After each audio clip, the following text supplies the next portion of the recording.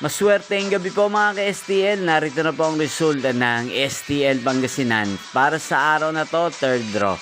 May 15, 2025, araw ng Huwebes. Naway ang mga natayan nyo po mga numero kanina ay manalo nawa ngayong gabing ito, 8:45 PM. Kaya kunin nyo na po ang inyong mga tickets. Narito na po ang resulta. Ang mga numerong nanalo sa STL Pangasinan ngayong gabing ito, May 15, 2025, 8:45 PM. Third draw result, 32 at 32 or Pompiang 32. Sa lahat po ng tumaya kanina sa STL Pangasinan para sa third draw ng 32 at 32 or Pompiang 32, congrats po sa inyo. At ngayong gabing ito sa STL Pangasinan, natin pong i-shoutout si Kuya Henry ng Pangasinan na lagi din pong nanonood sa channel ito. Shoutout po sa inyo Kuya Henry, sana po ay nasa mabuti kayong kalagayan.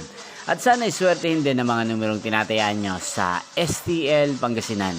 Ngayon din shoutout po natin si Ate Noemi ng Pangasinan na araw-araw din pong nanonood sa channel ito. Shoutout po sa inyo Ate Noemi.